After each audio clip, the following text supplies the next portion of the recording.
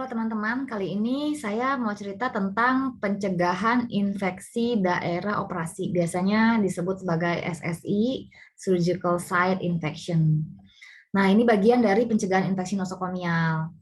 Nah, teman-teman pasti berpikir, apa sih yang bisa kita kerjakan? Kan kita bukan dokter bedah, kita tuh perawat di unit perina.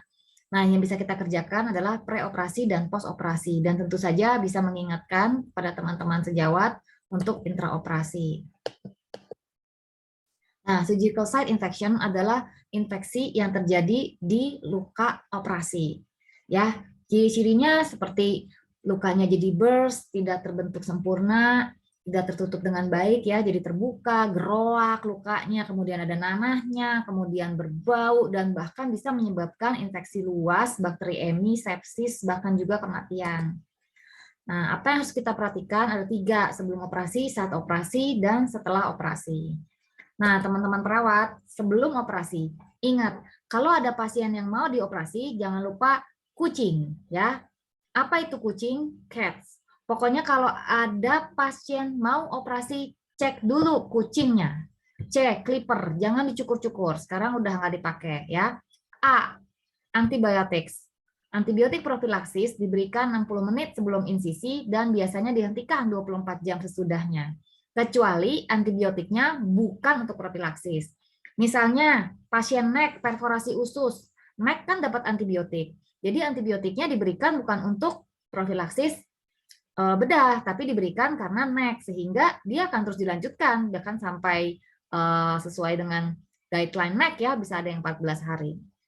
Kemudian antiseptik, pasiennya biasanya dimandikan sebelum operasi. T, temperatur, kita pastikan suhu tubuh stabil preoperasi. Jadi jangan pada saat misalnya infeksi, kecuali yang sangat-sangat sito ya, itu hal yang berbeda ya. Dan kita biasanya akan mengusahakan preoperasi pasien stabil. Dan S adalah sugar, gula darah stabil preoperasi. Bahkan gula darah ini kunci utama juga nih untuk mencegah infeksi nosokomia. Jadi sebelum operasi, durante operasi, setelah operasi. Nah, pasti yang sering menerima pasien yang gula darahnya kacau-kacau gitu ya karena tindakan operasi, nah pasti berasa nih, pasti ini penyebab utamanya karena tidak stabil, sugar unstable saat lagi dioperasi.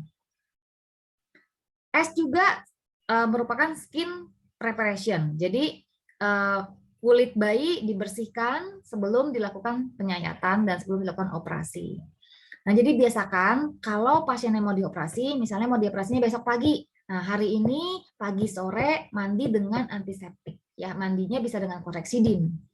Nah, itu mari kita biasakan mandi dengan Chlorhexidine 1 hari sebelum mau dioperasi.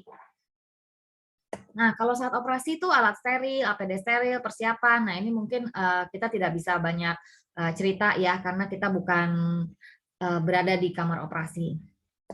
Nah, setelah operasi apa yang harus kita lakukan? Rawat luka steril. Biasanya luka ditutup 24 sampai 48 jam, kecuali ada rembesan yang memang harus diganti segera sebelum 48 jam.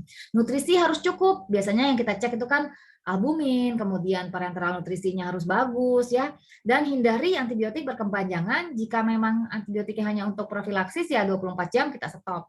Tanpa ada diagnosis sepsis, kita nggak ada alasan memperpanjang antibiotik untuk profilaksis.